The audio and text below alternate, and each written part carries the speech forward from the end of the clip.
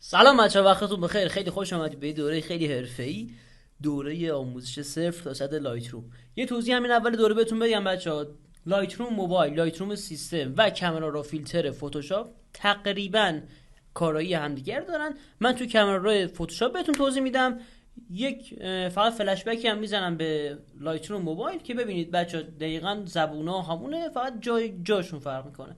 خب بچه وقتی وارد فتوشاپ میشیم، اولین چیزی که میبینیم بچه ها یک کادریه که ما عکسمون رو بهش دادیم. خب حالا این عکسمون یا جی پگ یا راه.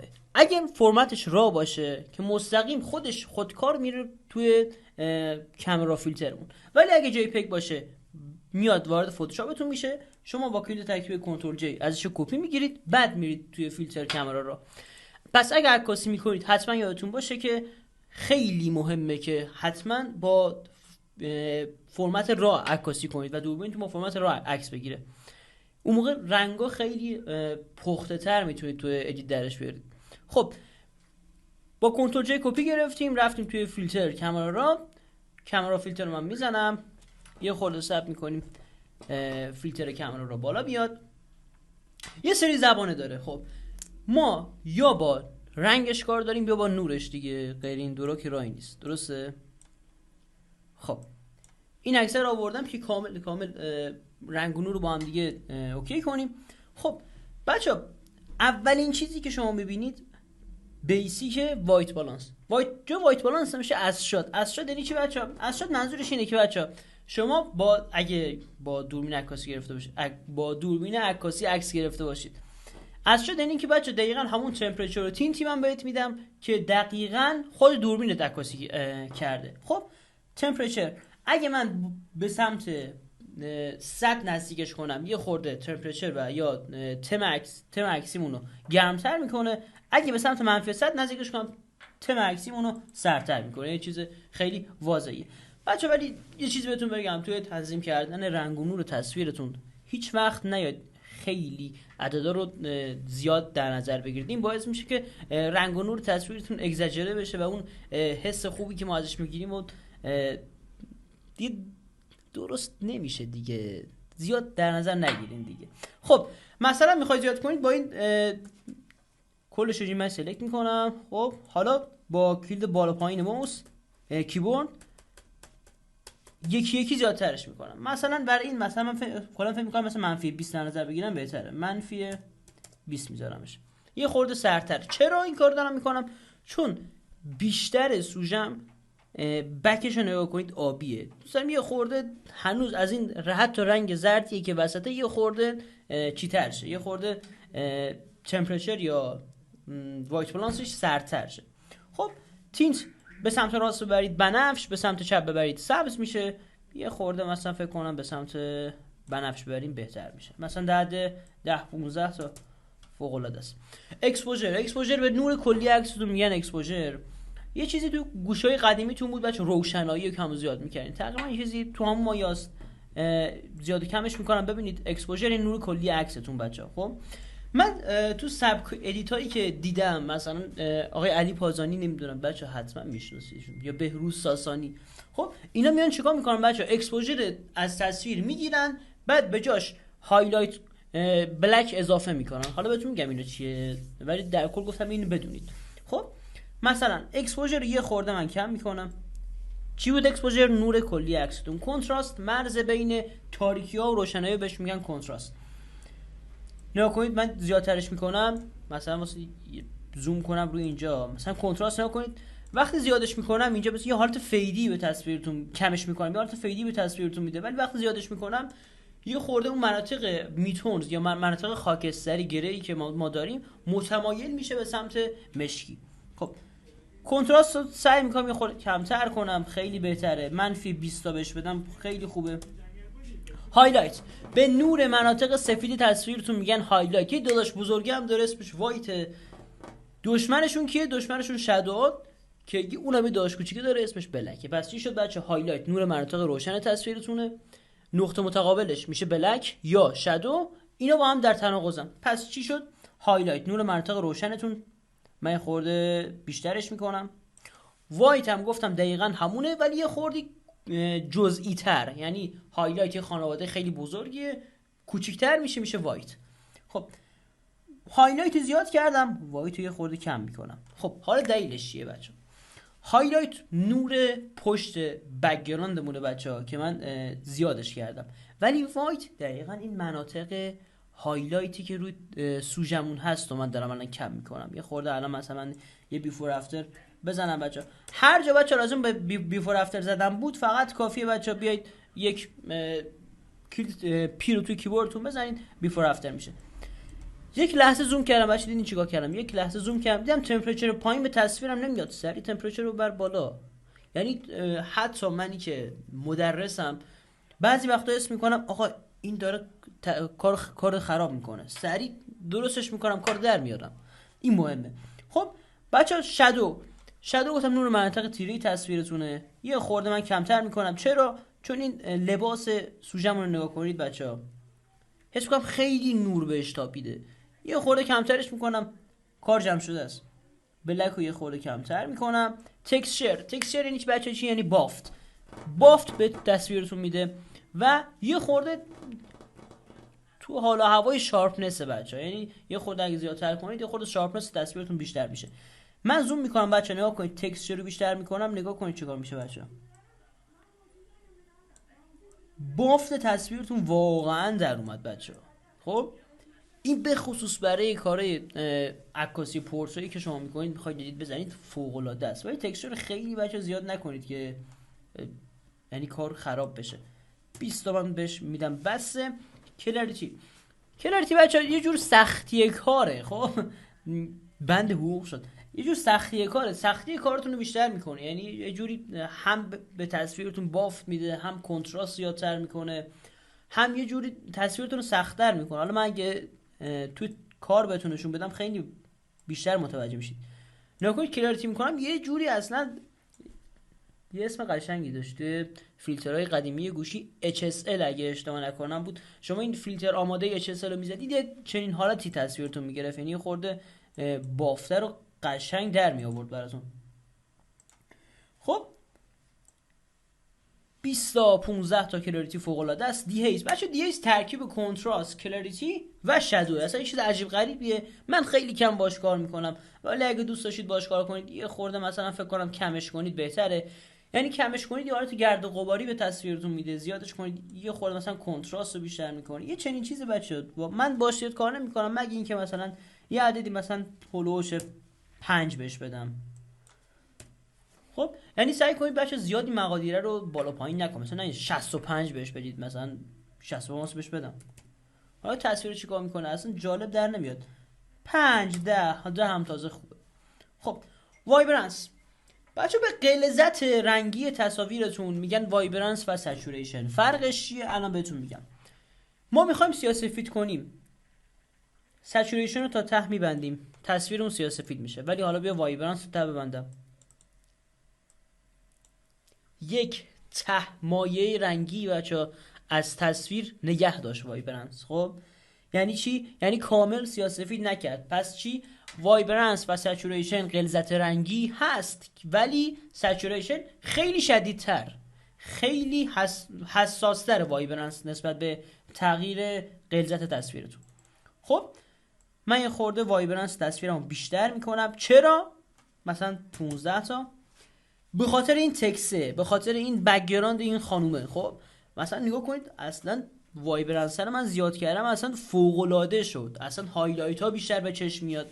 خب سچوریشن رو زیاد من دست باز نمیزنم. خب یعنی مثل دیهیزه، خب نه که کار بردش، دست نزدن من مثل دیهیزه. سچوریشن مثلا 5 تا بهش اضافه کنید کافیه. خب این باعث میشه که رنگ پوستتون خیلی بیشتر به چشم بیاد. خب و این خیلی کارتون رو بی‌کیفیت بی کوالیتی میکنه. مثلا نگاه کنید من بیام مثلا من الان سچوریشن خیلی زیاد کنم، پوست رو نگاه کنید کلا نابود شد، فاتحه پوست خونده شد.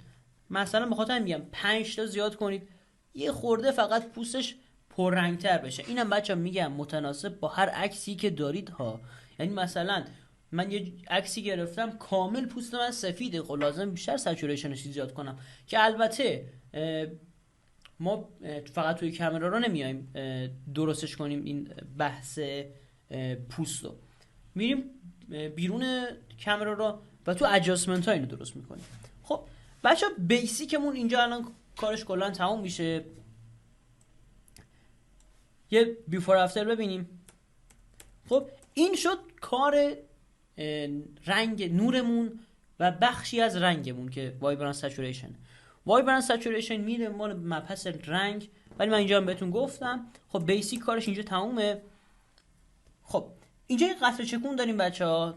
شما اگه روی تصویر بکشید خودش متناسب با هوش مصنوعی فتوشاپ وایت بالانس عکستون رو تصویر میکنه، تنظیم میکنه، که البته من زیاد بهش معتقد نیستم. دوست دارم خودم وایت بالانس تصویرم خودم دستی تنظیم کنم. خب بچه واقعا میشه گفت که از قدرتمندترین بخشای کامرا رو منحنی کرو. منحنی کرو یک مربع 4x4 بچه‌ها که این دو قسمت بالاش، الان اینجا نگاه کنید، این دو قسمت بالاش، 4 قسمت بالاش مربوط به هایلایت های تصویرتونه، این 4 تای پایین مربوط به شادو های تصویرتونه. کامل متوجه شدید؟ خب 4 تای بالا مربوط به هایلایت، یعنی من اگه اینو زیادتر کنم هایلایت های تصویرم زیادتر میشه، کمش کنم هایلایت های تصویرم کمتر میشه. خب حالا من اینجا کاری ندارم بهش. خب اینجا ما هایلایت داریم، لایت داریم، دارک داریم، شادو داریم. من یه خورده هایلایت رو بیشتر میکنم، نور پشت سوژه رو نگاه کنید، لایت رو یه خورده بیشتر میکنم، شادو رو کم کنم یا بیشتر کنم، یه خورده کمتر، -5 فوق العاده است. شادو رو باز 5 رو زیادتر میکنم. فهمیدی چی شد بچه؟ یعنی خیلی نمیام بچه باش دستکاری کنم، 5 تا اینجا کم میکنم، 5 تا اینجا زیاد میکنم، یه کار خیلی خفن جمع میشه بچه. خب میریم اینجا بچه، اینجا با پوینت گذاشتن، اینجا بچه توی این بخش شما با زبانها کار میکردید، یعنی کم و زیادش میکردید. اینجا ما میریم با پوینت گذاشتن سر کار داریم. یعنی چی؟ من جای هایلایت یه پوینت میذارم، جای شادو هم یه پوینت میذارم. شادوهای تصویرم چجوریه؟ میگم یه خورده خیلی تیر است، یه خورده میکشمش بالا. هایلایت هم چجوریه؟ میگم روشن یا تاریکه، یه خورده جابجاش میکنم. نگاه کنید مثلا یه خورده من اینجا کمش کنم، خوبه. خب این مناطق بالاش یعنی هایلایت های خیلی شدید، مناطق پایین تصویر اینجاها بچه‌ها یعنی شادوهای خیلی شدید. خب من اینو میام به سمت پایین میکشونم، اینو به سمت بالا میکشونم. این یعنی چی بچه‌ها؟ یعنی مناطق تیرم نمیخوام 100% تیره باشه، مناطق روشنم نمیخوام 100% روشن باشه. تم عکسی که الان آقای علی پازانی داره استفاده میکنه. یعنی چی بچه‌ها؟ نمیاد هایلایت خیلی شدید استفاده کنید تو کاراش، نمیاد شادو خیلی شدید استفاده کنید تو کاراش. یه حالت فیدی به تصویرتون میده دیگه. نگاه کنید من اینو بیارم بالاتر، هی تصویرم فیدتر میشه، ولی بازم میگم تو اینم شما زیاد خیلی کم و زیادش نکنید. خب بچه ها رسیدیم به کرو گرین رد بلو. رد یعنی قرمز طبیعتا، گرین یعنی سبز و بلو هم یعنی آبی. خب بچه ها دقیقاً همون چیزی که برای منحنی کرو عادیمون RGB حرف زدیم راجع به اینم هست، ولی اینجا با تم رنگی. یعنی یه خورده مثلا من میخوام هایلایت هم قرمزتر باشه، هایلایت ها رو میکشونم به سمت قرمز. میخوام هایلایت هم سبزتر باشه، اینو میکشونم پایین بچه ها. پس چی شد بچه ها؟ نقطه متقابل رنگ قرمز میاد پایین، رنگ سبز میشه. خب بیاین اینور. نقطه متقابل رنگ سبز میاد پایین، رنگ بنفش میشه. یعنی من هایلایت ها اینو بکشونم پایین، یه تم بنفش برام میسازه. دوبارم رو هر نقطه‌ای بچه بزنید ریست میشه. اینجا دوبار میزنم روش کامل ریست میشه. خب آبی نقطه متقابلش، آفرین دقیقاً زرده. یعنی من اگه هایلایت های اینجا یه خورده بیارم پایینتر، هایلایت هم تم زرد میگیرن بچه. نگاه کنید تم زرد میگیرن هایلایت هم. خب حالا اینجا مثلا یه خورده من هایلایت ها رو قرمزتر میکنم. خب نگاه کنید الان چی شد، الان کامل رنگ پوستمون جبران شد. اون بک‌گراند زردی که ابوالفضل ساخته بود خیلی الان بهتر شد. یعنی بچه‌ها 90% جذاب کردن عکساتون بچه‌ها تو اینجا اتفاق میفته. خب شاید مثلا ابوالفضل بیاد تامنیلی طراحی کنه ولی رنگ و نورش زیاد جذاب نباشه، اینجا ما کار کلا جمع میکنیم. به قول سینا میگه تمام کار در اومد از حمام. خب سبز دقیقاً بچه‌ها من که با این سبز زیاد کار نمیکنم، مگه اینکه بخوام عکس طبیعتی ادیت بزنم که مثلا شادوهامو باز یه خورده مثلا میکشونم به سمت سبز، یه خورده مثلا بک‌گراند سبز شه. اینجا مثلا لازم نیست باش کار کنیم.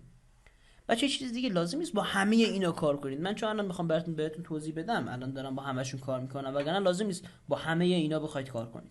دیتیل اسمش روش جزئیات، شارپنس تصویرتون رو بیشتر میکنه و بازم میگم فکر نکنید کیفیت عکستون رو بیشتر میکنه. شارپنس رو ناموس ببرید زیاد کنید، صدش بذارید.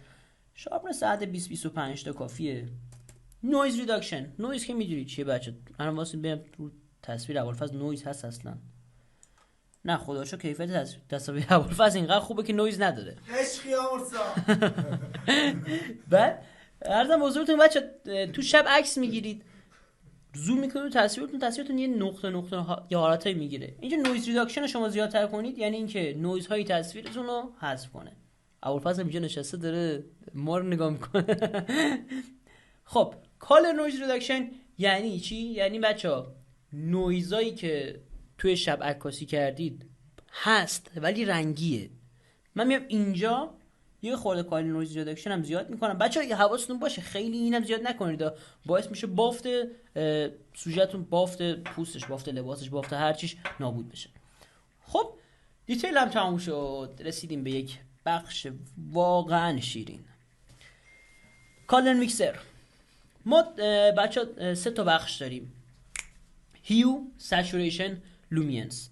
هیو یعنی چی بچه؟ این ماهیت رنگیتون بهش میگن هیو، سچوریشن غلظت رنگیتونه و لومینس نور تصویرتونه.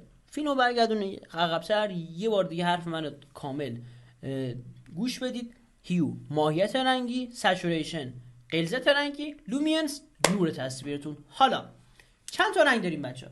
چه پیام میاد برای تلگرام ابوالفضل.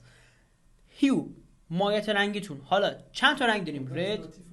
رد خوبه، رد قرمز، نارنجی، زرد، سبز، اگوس یا آبی فیروزه‌ای، بلو آبی، پرپل بنفش، مجنتا هم یه خورد بنفش قرمز، یعنی چنین چیزی بچه‌ها. یعنی رنگش رنگ خاصی نیست بهتون بگم چی، یه جور بنفش متمایل به قرمز صورتیه، چنین چیزیه. خب حالا بچه‌ها شما هیو رو به سمت این ور ببرید میره به سمت بنفش، به سمت این ور ببرید میره به سمت نارنجی. خب موقع یک نکته خیلی خفن، موقع ادیت عکساتون زیاد با رد و اورنج کار نکنید. چرا؟ یه دلیل داره. گربه اومده اینجا بچه‌ها. یه دلیل داره. چرا؟ چون روی بافت پوستتون، روی همه جای پوستتون شما رد و اورنج دارید و زیاد و کم کردن این مورد باعث میشه اصلا پوستتون رو خراب کنید. مگه اینکه این تصویری بخواید بزنید که مال طبیعت باشه، خب این هر کاری دوست دارید باش بکنید. ولی من اینجا زیاد به رد دست نمیزنم. چرا؟ چون لباس خانم خراب میشه. زیاد به اورنج دست نمیزنم. چرا؟ چون پوست سوژم خراب میشه. میرم یه ضرب سراغ یلو رو نگاه کنید، زردای پشت اون بچه. خب من ببندمش یعنی کامل میره به سمت نارنجی. خب منفی صدش کنم یعنی کامل میره به سمت نارنجی. و این نگاه کنید اصلا زیبایی به تصویرمون نداد، چه برعکس زیبایی گرفت از تصویرمون. خب پس من کلا به یلو هم دست نمیزنم. آیا رنگ میخوام تغییر بدم ماهیتشو، حس میکنم این آبیه میتونه جذاب‌تر بشه، با توجه به اینکه من الان توی اصلاح رنگ و نوری که کردم یه خورده کشتمش، اینجا جبرانش میکنیم بچه، جمعش میکنیم کارو. گرین داریم، میخواد ببینید دارید نه، منفی 100 آیا تغییر کرد؟ خیر، پس نداریم، 0. اگواس، بله پشت اگواس داریم، 0. یه خورده ببرمش به سمت آبی جذاب تر میشه. این ور میره به سمت سبز، این ور میره به سمت آبی. بلو این و میره سمت آبی فیروزه‌ای و میره سمت بنفش. یه خورده مثلا من اینو اینجوری کنم، درد منفی 10 تا خوبه. پرپل ماجنتا هم دست نمیزنم، فکر نکنم تو تصویر داشته باشه، من امتحان میکنم. من که تو تصویر چیزی نمیبینم. دوبار میزنم روش 0 بشه. ماجنتا نداریم تو تصویرمون. خب حالا سچوریشن غلظت رنگی مونه. اون جایی که نابود کردیم میتونیم برای الان در بیاریم بچه‌ها. اینجا سبز داشتیم بچه، نگاه کنید. من اگه اینجا برم یه بار برگردم تو هیو، نگاه کنید، آبی کنمش.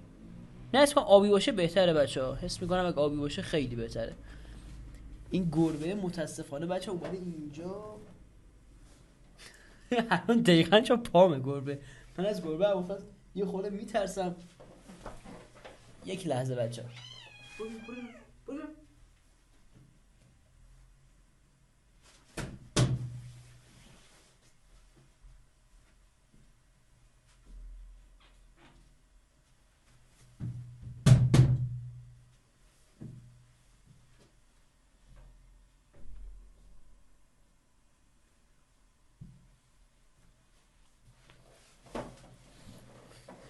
خب بچه ها ببخشید این مشکلی پیش اومد، داشتم توضیح میدادم بچه ها. الان جای همه تو، خب همه تو اینجا بچه ها اگه دقت کرده باشید رنگی که داشت رنگ سبز بود. خب ما باید یه خورده اینو به این ورتر بردم، یه خورده آبی ترش کردم. چرا؟ به خاطر بک‌گراندش، یعنی یه تطابقی داشته باشه با بک‌گراندش. حالا بریم تو سچوریشن، یه خورده من برگردم. رنگ آبی ما کم داریم، خب پس بریم سچوریشن اگوس و سچوریشن بلو رو بیشتر میکنیم. نکنید کامل درست شد. خب حالا سچوریشن پرپل دست نمیزنم، یلو خوبه واقعا، یلو همون خوبه، درد 10 تا بیشترش میکنم. میریم تو لومینس، نور تصویرتون اینجا مثلا شاید 10 تا به اورنج نور بدید خوب در بیاد. چرا؟ چون که اورنج رنگ پوستمونه دیگه، پوستمون هرچی شاینتر باشه، هرچی براقتر باشه، در ظاهر قشنگتره دیگه، در باطن واقعا قشنگتره دیگه، خوبه دیگه، کار در اومده است. یلو این چی دهن من تازه افتاده. یلو نور مناطق زرد تصویرمونه، مثلا 50 تا بهش بدم، خیلی خوب شد. هی بچه‌ها سعی کنید بیفور افتر بزنید در کارتون. بچه‌ها قرمز دارید، آیا قرمزتون لازم داره سچوریشنش بیشتر شه یا کمتر شه؟ کمتر شه. نورش بیشتر شه. حس میکنم بیشتر شه بچه‌ها قشنگتر میشه. بعد 20 30 تا بهش نور میدم من. آبی آیا نور بیشتر لازم داره؟ آره خوبه، گواسش هم بهش میدم. یه خورده باز سچوریشنش هنوز بیشتر میکنم بچه‌ها، کامل بیشتر کردم برات. خب تمام. میریم سراغ کالر گریدینگ. کالر گریدینگ جاییه که ما تم بچه‌ها میسازیم اینجا. خب یعنی چی بچه‌ها؟ ما 3 تا بخش داریم، یک مناطق تیره، مناطق روشن، وسط هم از مناطق میانه تصویرتون، یعنی مناطقی که نه روشنه نه تیره است. خب اینجا یه دایره رنگی داریم بچه‌ها، ما میچرخونیمش. هر رنگی که بچه تصور بکنید اینجا میتونید بسازید. خب مثلا من میگم مناطق روشن تصویرم، الان بچه صورت من نگاه کنید، اینجاها بچه مناطق روشن تصویرم. مناطق روشن تصویرم من میخوام تم زرد داشته باشه، یعنی صورتم زرد بشه، ولی مناطق تیره تصویرم مثلا اینجا رو نگاه کنید تیره است دیگه، الان اینجا تیره است. خب سایه افتاده دیگه، شاید هم رینگ لایت روشنش کرده باشه، ولی جایی که تیره از من هست اینجا مثلا میخوام تم آبی داشته باشه، اینجا دیگه با کالر گریدینگ در میارید. یا کلا تم تصویرم میخوام یه تم خاکستری باشه، میخوام تم تصویرم یه تم قهوه‌ای باشه، اینجا این کارا رو با کالر گریدینگ در میارید. مثلا هایلایت رو میزنم، من میگم این بره هایلایت، یعنی کجا؟ هایلایت این مناطق روشن تصویرتون. اینجا من اینو میزنم واشه، سچوریشن یه خورده بیشتر شه. خب یه خورده نورم به تصویرم بده. حالا مثلا میرم تو شادو، خب مثلا شادوام تیرام کجاست؟ اینجاست. اصلا به تیرا نمیخوام دست بزنم، ولی مثلا من براتون میذارم که ببینید.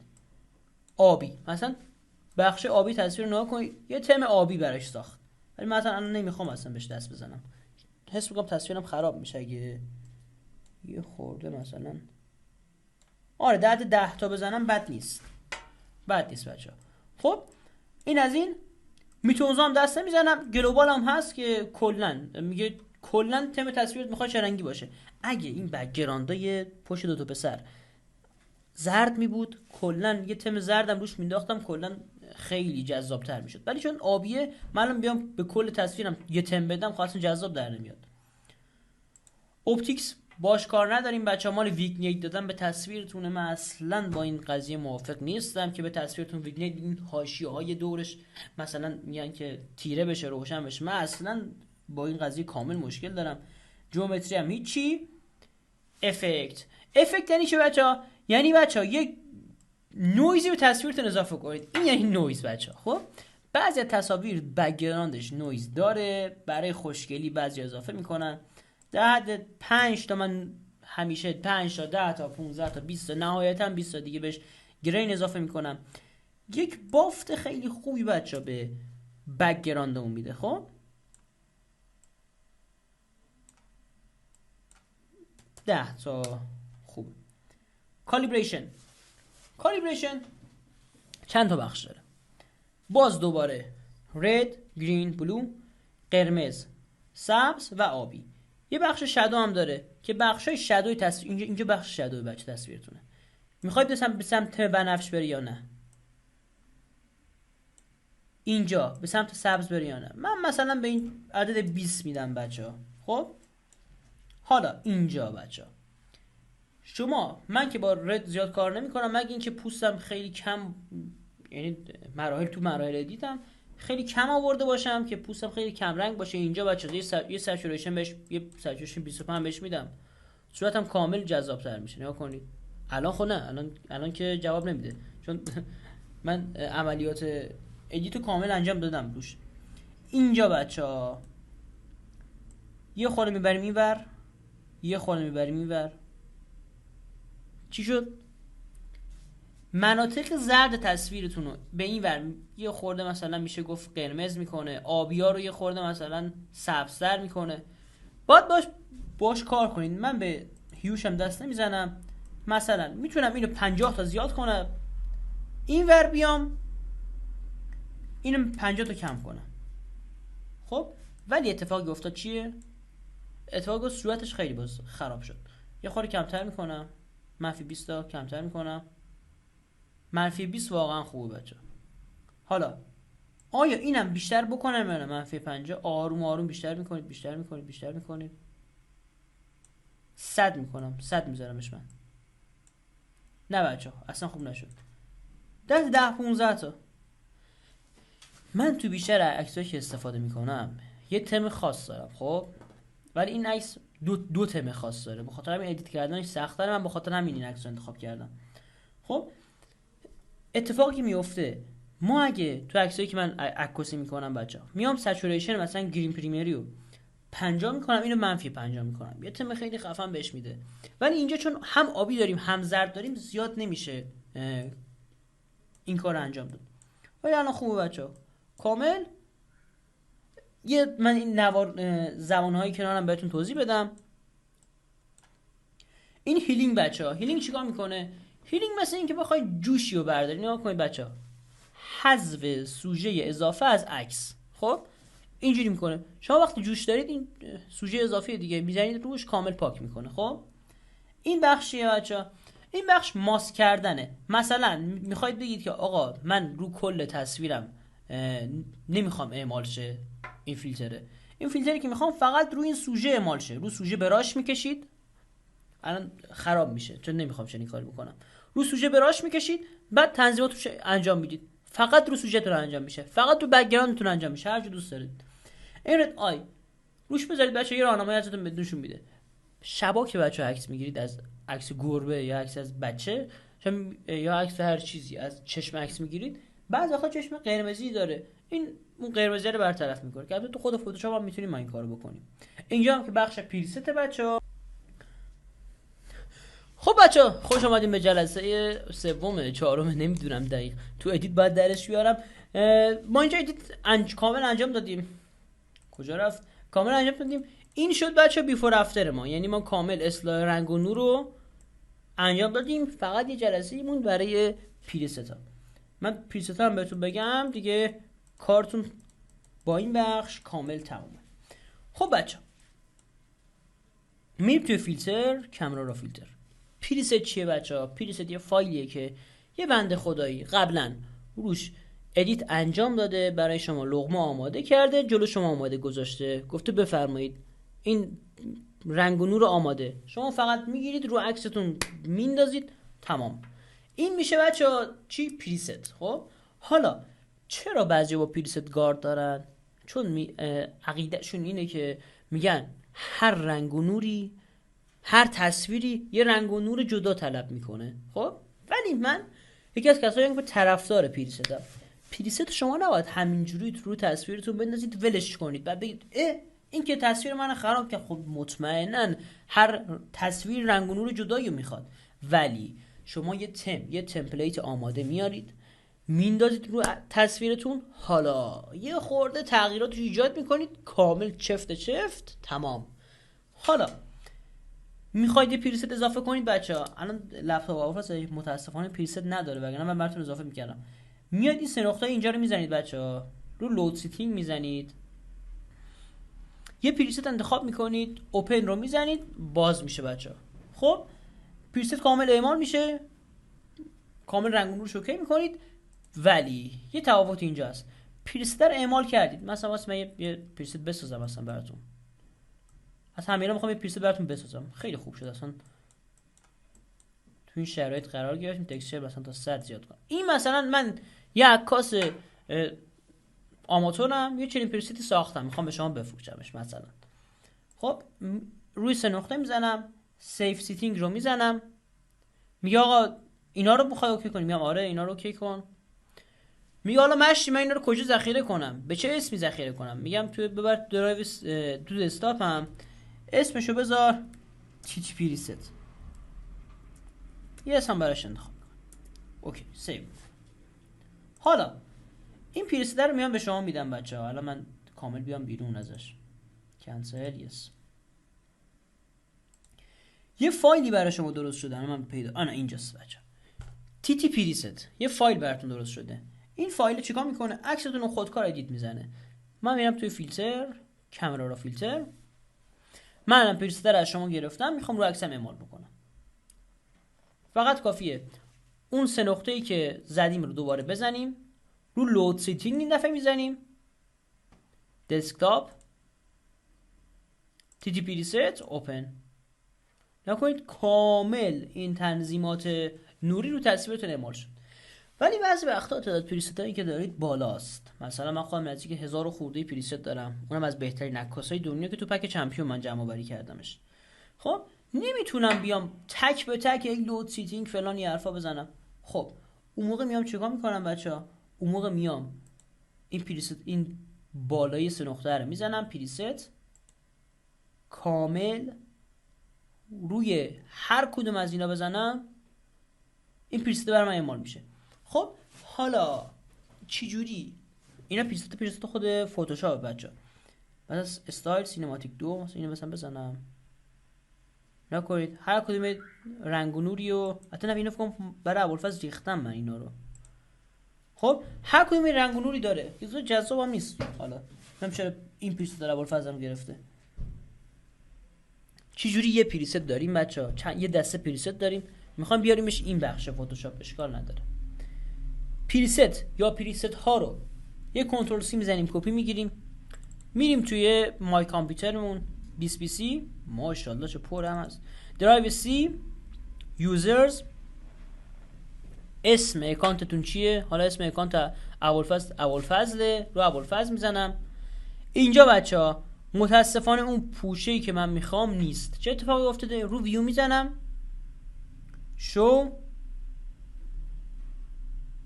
هایدن آیتم، یعنی اون پوشه هایی که برای من هاید کردی و بهم نشون بده. یه چشم بهتون نشون بده. این اپدیت ها رو هاید کرده بود. رو اپدیت ها میزنم، رو رومینگ میزنم. حالا بعد ادوبی و حالا سراغ کامرا را میرم، ستینگ.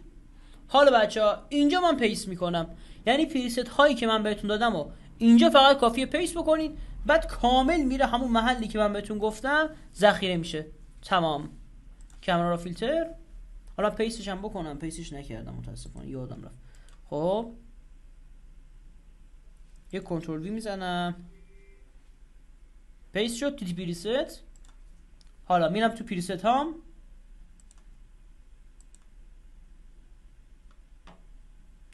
توی یوزر پریست باید رفته باشه. ماشاءالله اینقدر پریست داره یوزر پریست، تی پریست. خب اینجا میاد بچه‌ها، یعنی شما فقط کافیه هر چی پریست دارید رو ببرید اون محلی که بهتون گفتم، تک به تک همه رو عکستون اعمال کنید، کدوم خوشتون میاد، کدوم رنگ و نور دوست دارید اعمالش کنید. خب اعمالش کردید، یه نکته وجود داره. دوباره میایید بچه‌ها توی بخش اصلیتون روی میزنید.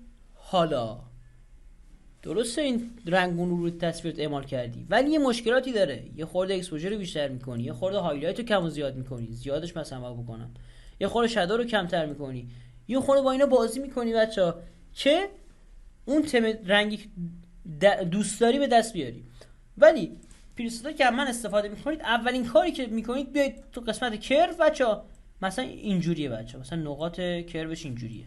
خب اینا رو بچه همش رو صفر کنید، دو بار روش بزنید صفر میشه. خودتون منحنی کرو رو بچینید، چون منحنی کرو 100% دیگه توپقی دارم میزنم، منحنی کرو 100% بچه‌ها شخصیت شده باید باشه. دو بار میزنم روش، متناسب با نیاز خودتون منحنی کرو خودتون رو بچینید بچه. کامل 0 تا 100 لایت روم کامرا رای شما کامل جمع شد. نکته دیگه فعلا به ذهنم نمیرسه. اگه حتما نکته دیگه باشه حتما تو آپدیت ها اضافه میکنم، حتما جمع و جورتر، حتما بهتر، حتما با توضیحات قوی تر آپدیت میکنم، کاملا رایگان آپدیت میکنم براتون، چون واقعا فوق العاده است. این دوره آموزشی که الان نگاه کردید حتما سعی کنید تمرین کنید، با عکس‌های متفاوت تمرین کنید، ادیت بزنید تا به دستتون بیاد. این نشانگرها رو سریع کم و زیاد کنید، به یه تمی که خودتون دوست دارید برسید. شما الان بچه‌ها کامل با کامرا رای ما آشنا شدید. فکر کنم الان دوره مقدماتی فتوشاپ هم در دسترس شما هست الان، یعنی کامل فکر نکنم دیگه تو فتوشاپ، مگه اینکه یه سری جاهایی که ما نگفته باشیم تو آموزش، که من فکر کنم ابوالفضل همه جاها رو بهتون گفته، چیزی واقعا تو آموزش کم نذاشته. واقعا الان وقتشه بچه حرفه‌ای شروع به کار کنید. اگه میخواید بچه واقعا حرفه‌ای باشید، من و ابوالفضل دوره‌هایی رو آماده کردیم. خب دوره‌های پروژه محور یعنی چی؟ یعنی تو هر پروژه‌ای شما میاد یک عالمه تکنیک یاد میگیرید و 0 تا 100 طراحی مثلا من یه عکس داشتم دیگه، نمیدونم ابوالفضل داری یا نه، من ببندم. مثلا این عکس منه بچه. خب این عکس منه، این عکس تبدیل میشه به این عکس. خب ابوالفضل اینو کامل اومده بهتون آموزش داده، کل تکنیکاش هم گفته، کل راه حلاش هم گفته، و تو آموزش بعدی یا آموزش پروژه محور دیگه یه سری تکنیک‌های دیگه، یه سری فایل‌های دیگه، این مجموعه ها باعث بهتون کمک میکنه که شما سطحتون بره بالاتر. یک این دو، ما الان کامل با پریست آشنایی پیدا کردیم بچه‌ها که پریست چیه، به چه دردی میخوره. من اومدم بچه توی پکیجی بهترین پریست‌های دنیا که از بهترین عکاس‌ها و ادیتورهای دنیا جمع‌آوری شده رو جمع‌آوری کردم، توی پک آوردم، نزدیک به بالای 14-15 میلیون تا الان هزینه شده بچه‌ها.